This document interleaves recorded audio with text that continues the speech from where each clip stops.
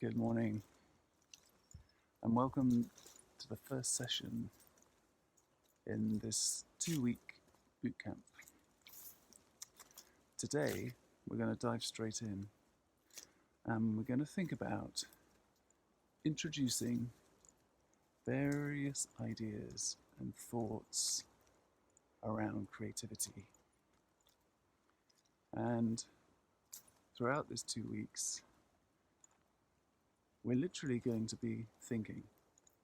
We're going to be thinking about ways in which creativity can be applied to everyday applications and the things that we're doing anyway.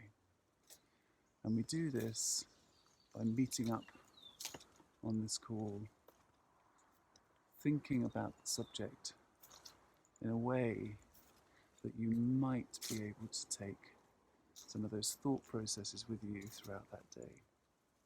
And then the next day, we'll look at another subject and how it goes. And by the end of the 2 weeks, the idea is that you and I will have some of these ideas kind of deep inside us, and that we're kind of carrying them on through our kind of daily lives in a way that they can be really useful and productive. So today, we're just going to introduce the subject of creativity. And we'll introduce this in a very easy way, because sometimes the word can be misinterpreted. It can have lots of different meanings to different people. And as the whole course is centered around creativity, it's worth us just understanding what we mean by that word and how it's going to play a pivotal role in the way that we think about things over these 2 weeks. So creativity used to be a kind of special thing that was reserved just for kind of special artists and people who were particularly creative in society. And that was at a time when creativity was not such a sort of understood thing. And as we've kind of moved through time, we've realized that actually we're all a bit creative. We all have that creative instinct within us. It's actually part of survival. And if you go back to our ancient origins and the ways that we were built as hunter-gatherers, we would innovate and create ways to stay warm, to stay dry, to catch food or to cultivate food or pick food and gather food, or maybe to even kind of trap animals or create ways to communicate with each other and interact with each other. So that's really the thing which differentiates us from many other animals, is our ability to consciously create and imagine new things that perhaps haven't happened yet. And in this day, and in the way that we're looking at creativity, we're focusing on that ability to bring new things and bring new ideas into the world.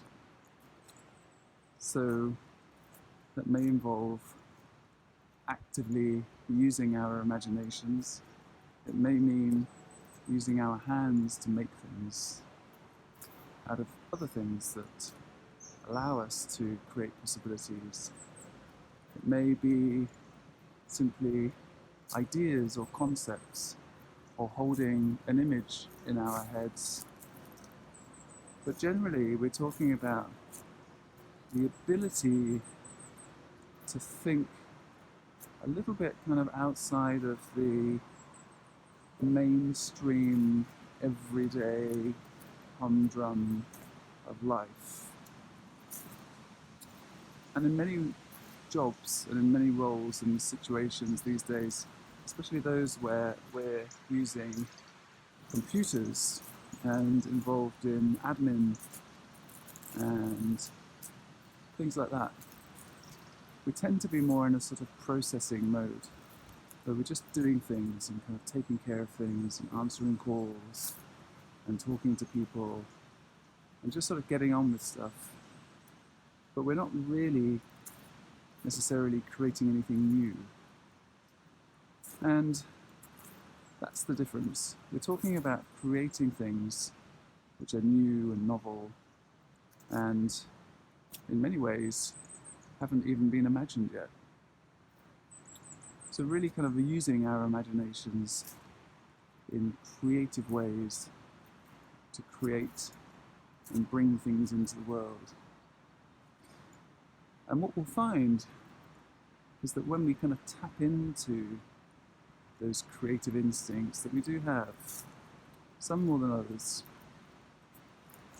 is that we can apply that format or that mode or that type of thinking to lots of different things in our everyday lives, whether we're applying it to coming up with ideas for a business or coming up with ideas for the weekend, coming up with ideas to help our children play and interact with things, coming up with new ideas for a holiday or the way that we might want to do gardening or walking or writing.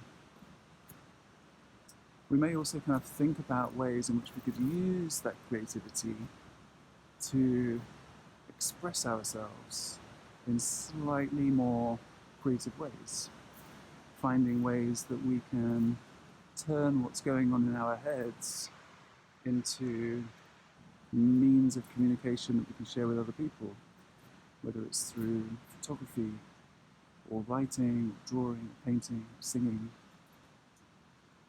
And once we kind of build more of a healthy relationship with our own creativity, I like to think of it as the creative spirits. Once we've built a more healthy relationship with our creative spirits, we find that it's a real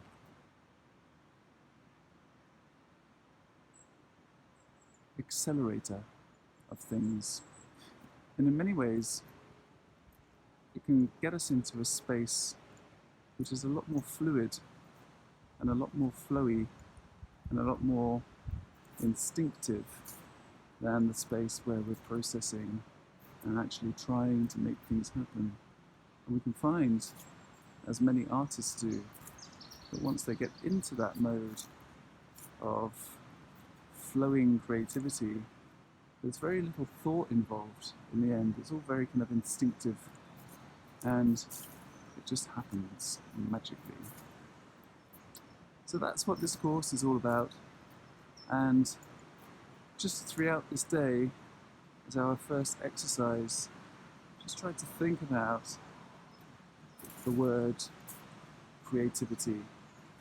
Think about, throughout your day, what things around you seem to be involving creativity and which things seem to be just involving processing. And you can start to gain a little bit of definition around what it is to create something and what it is to just process something. And that will really help us through the next couple of weeks as a starting block, just to kind of gain a little bit of context and lay the first foundations of feeling more connected and reintroduced to what it is to engage with our creative sides. Also, don't worry, don't force it if you don't feel it today. Just allow this information to kind of flow over you, and it will sink in throughout the week if it hasn't today. So that's it. A simple exercise, and I'll be back tomorrow. All right, have a great day. Bye.